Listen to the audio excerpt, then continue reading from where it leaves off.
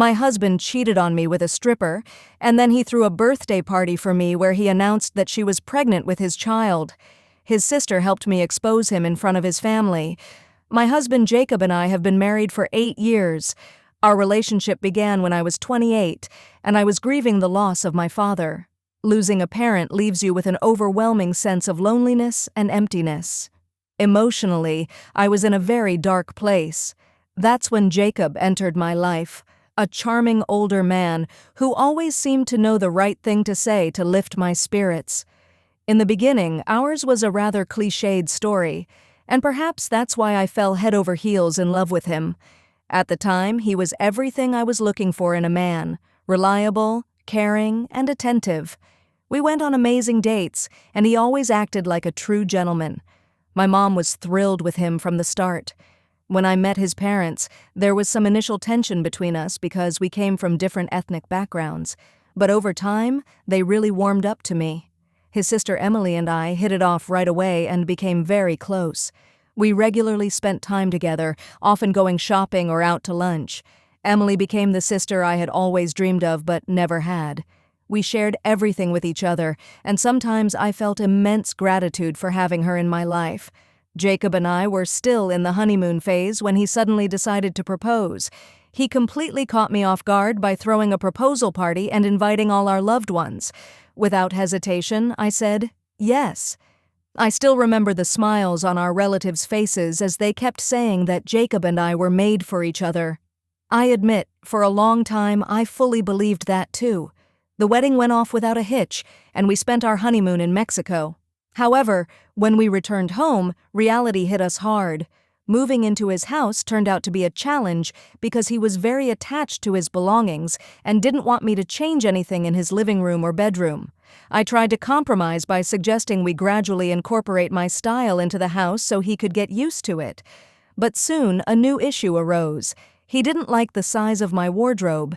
He claimed that no sane person needed that much clothing. While I wasn't a fashion blogger, like any other woman, I had clothes I didn't want to part with. He insisted that I drastically downsize my wardrobe because he didn't want me taking up half of his closet space. Understanding his concern, I agreed because I didn't want him to feel cramped in his own home. Instead of storing my clothes in our bedroom, I decided to use the guest room for my wardrobe. Then he had an issue with my refrigerator magnets. Since childhood, I had dreamed of exploring new places, so when I finally got a job, I made it a priority to save money and travel as much as possible. One of my little traditions was to collect magnets from every new place I visited and proudly display them on the fridge as a reminder of my adventures. However, Jacob always thought they were tacky. He outright refused to let me put my magnets on our fridge. We had several heated arguments about it, but he eventually convinced me that it wasn't worth starting our marriage with conflicts, and I reluctantly gave in. For the first 2 years of our marriage, I spent a lot of time with family and friends. Jacob, on the other hand, was a homebody, especially because he worked a lot and often felt exhausted. I loved socializing and meeting up with friends, so it wasn't hard for me to go out alone sometimes. But we still made time for date nights twice a week, which I really cherished. Most evenings I preferred to spend with him, but sometimes I enjoyed meeting up with other people too. He also had his own hobbies, like spending Sundays with his golf buddies, and I was perfectly fine with that. However, in the 3rd year of our marriage, I noticed changes in Jacob's behavior. When we got married, we had clearly agreed that we didn't want children. But suddenly, Jacob started saying he wanted to become a father and talked about how he dreamed of having a child with me. This surprised me, and I reminded him that we had both decided never to have kids. But Jacob brushed it off, saying I would look beautiful with a pregnant belly. His words made me extremely uncomfortable. A few times he insisted on not using contraception, which scared me even more because it felt like he was trying to get me pregnant against my will. I tried to understand why he suddenly wanted to be a father when just a year ago he had said he enjoyed the lack of responsibility that came with not having children. Jacob kept insisting that once I got pregnant and quit my job, our marriage would be perfect. The thought of losing my job terrified me. I decided to start taking birth control pills after consulting with my gynecologist. Thankfully, it worked and I didn't get pregnant. Meanwhile, Jacob's behavior became increasingly strange. He even started asking me who I was spending time with and where we were going when I wanted to meet up with friends. He began commenting on how I dressed, which surprised me because I always chose fairly modest outfits. He advised me to dress more conservatively, even if I was wearing a simple shirt and blazer, claiming he was worried about what other women would think when they saw me. At first, I brushed it off, but then he became more insistent, demanding that I change my clothes before leaving the house every time. This made me uncomfortable and made me wonder what was going on in our relationship. A few weeks later, I noticed that some of my favorite clothes were missing from my wardrobe. At first, I thought I was going crazy and turned the house upside down looking for the missing items. When I asked Jacob about it, he claimed he didn't know anything. However, while rummaging through the garage, I accidentally stumbled upon my clothes hidden in an empty box. I was furious and demanded an explanation. At first, he denied knowing anything, but I pointed out that there were only 2 of us in the house, so he couldn't avoid responsibility. After an argument, he finally admitted that he had hidden some of my clothes to prevent me from wearing them when I went out with friends. I was shocked and outraged. He tried to justify himself by saying he just wanted to protect my reputation, as men often viewed women who dressed like that as easy or untrustworthy. I couldn't hold back and yelled at him, telling him he had no right to decide what I wore. I said that in the 3 years of our marriage, I had never been unfaithful, so why was he so concerned about what other men thought? I made it clear that no reasonable person should control their partner like that. In the end, he apologized. And since this was the first strange incident in our relationship, I thought maybe he was just going through a tough time. So, I decided to let it go. But it only got worse. I started noticing that messages from my friends and family were mysteriously disappearing from my phone. For example, if I was talking to my mom and making plans to meet up a couple of days later, I couldn't find any trace of our conversation. This was confusing. At first, I thought it might be a phone glitch, so I updated it to fix any potential issues.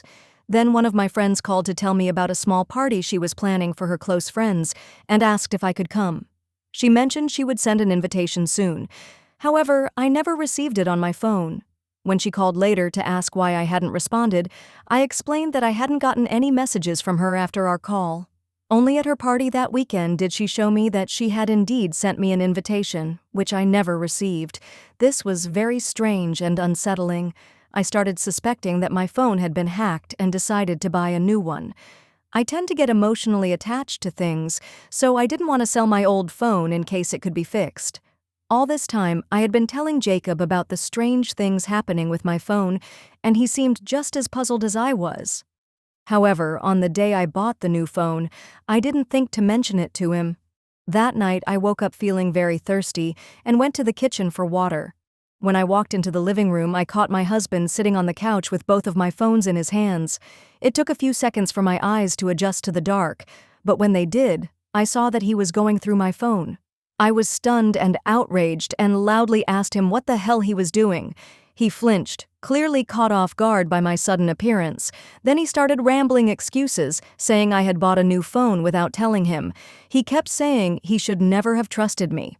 As I stood there in shock, trying to process what was happening, I calmly explained to him that he already knew about the issues with my old phone and that I had simply bought a new one, which I hadn't even set up yet.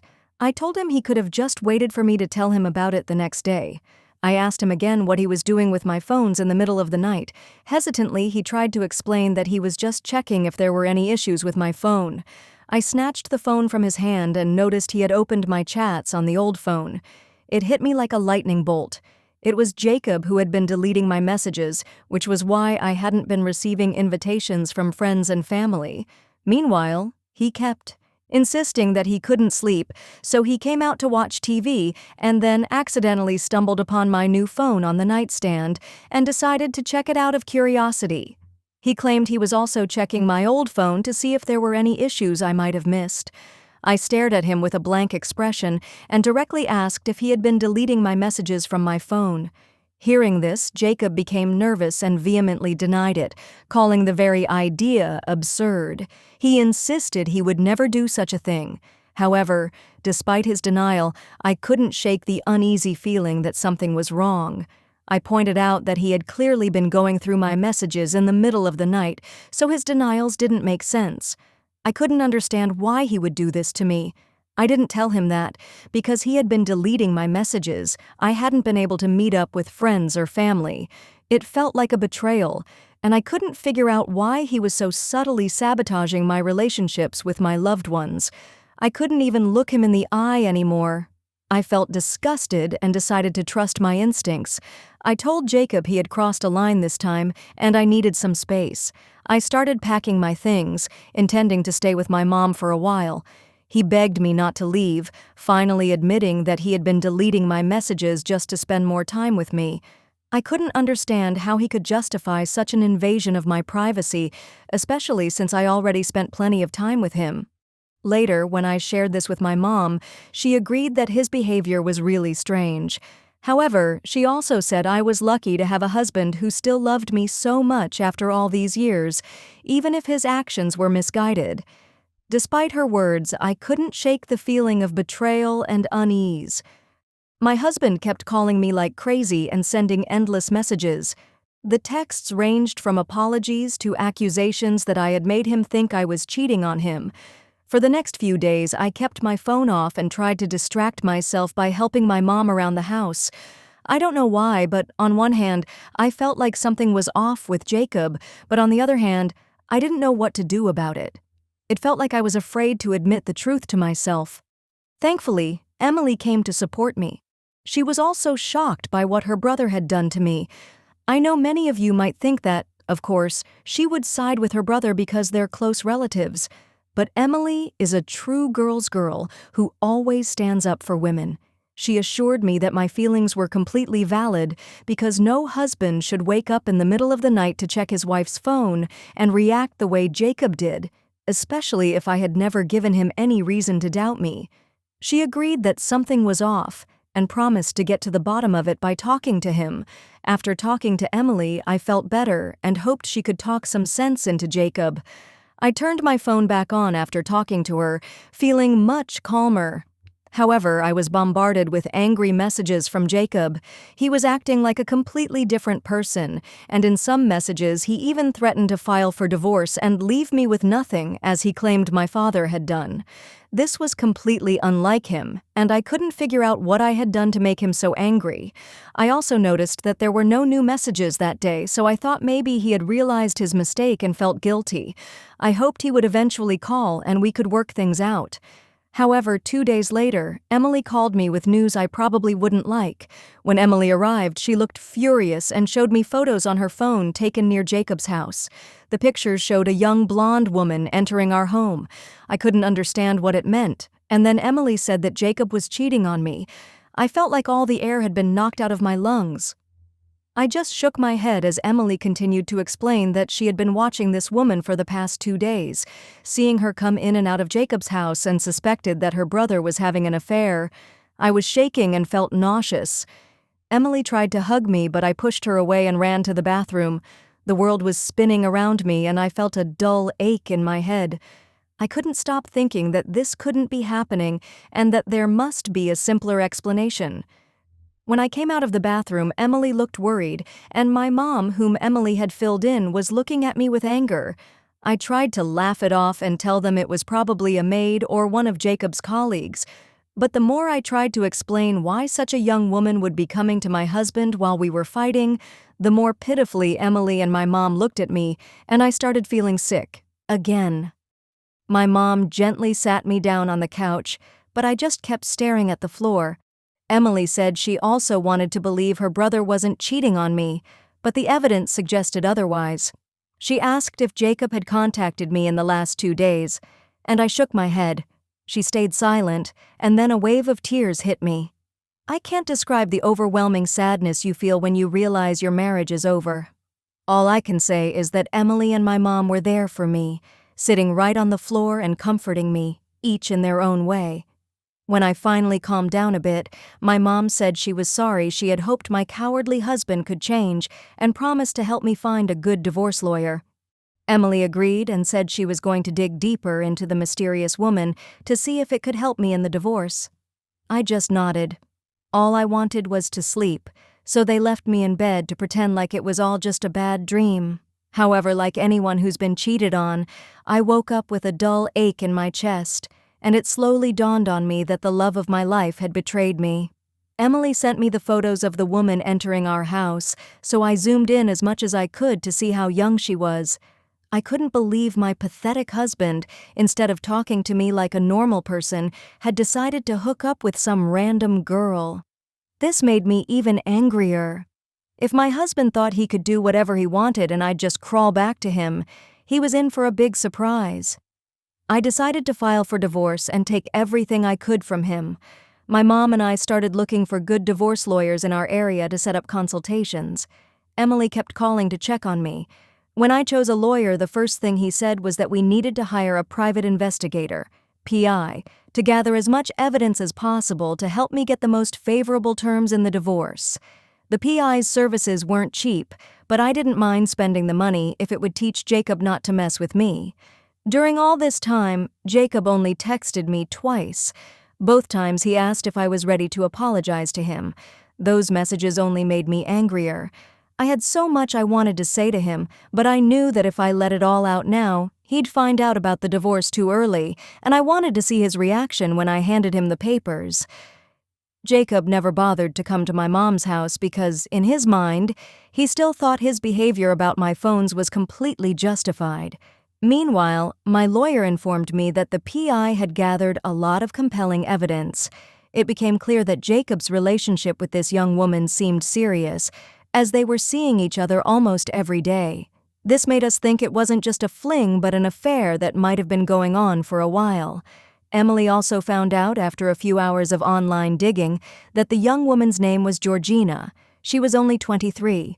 The most shocking part was that she had a criminal record and was wanted in another state for her involvement in a car theft years ago when she worked for a gang.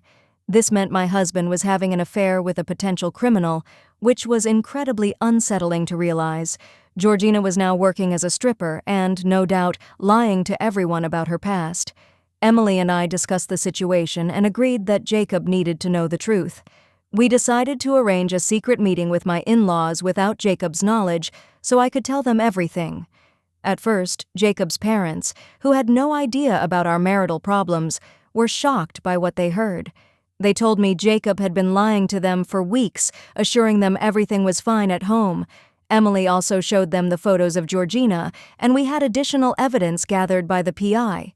Jacob's parents were furious that their own son could do something so disgusting. Jacob's mom hugged me and assured me they were on my side, expressing her disgust that her son had decided to have an affair with a stripper with a criminal past. We came up with a plan to catch Jacob red-handed so his parents could intervene, and I could serve him the divorce papers. My birthday was in a few days, so Jacob's parents took charge and called him in front of me, insisting he throw a big celebration for me so we could all get together. Jacob tried to wiggle out of it, saying I probably wouldn't like a big party, hoping his parents wouldn't find out what was really going on in our marriage.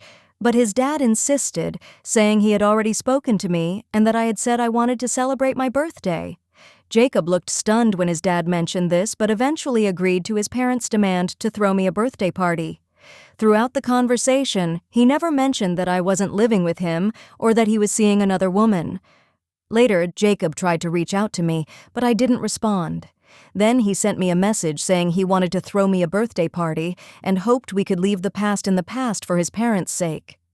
I replied, pretending this plan had been my idea all along, and told him how sweet it was of him and that I'd be happy to come on my birthday. I brought the divorce papers and the PI's photos in case Jacob refused to admit his infidelity.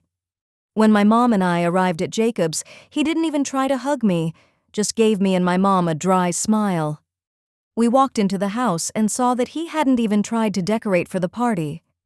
It looked like a dorm room. Gray balloons haphazardly hung in the living room, and the living room itself was a mess.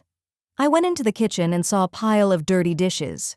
Jacob had ordered pizza as the main dish, which almost made me laugh. When his parents arrived, Jacob greeted them.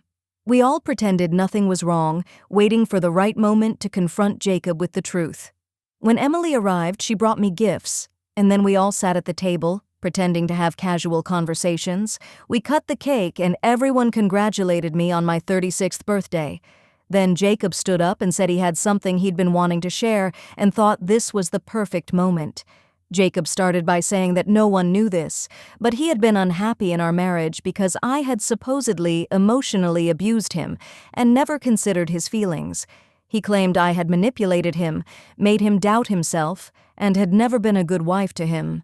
Then he said he had recently found out I had been cheating on him when he caught me with another phone, and after he confronted me, I left him.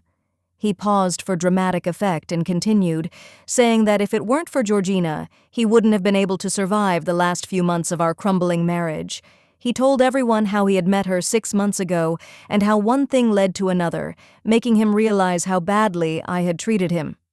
Then he announced that since I had left, he and Georgina had been spending more time together, and they had recently found out she was 2 months pregnant.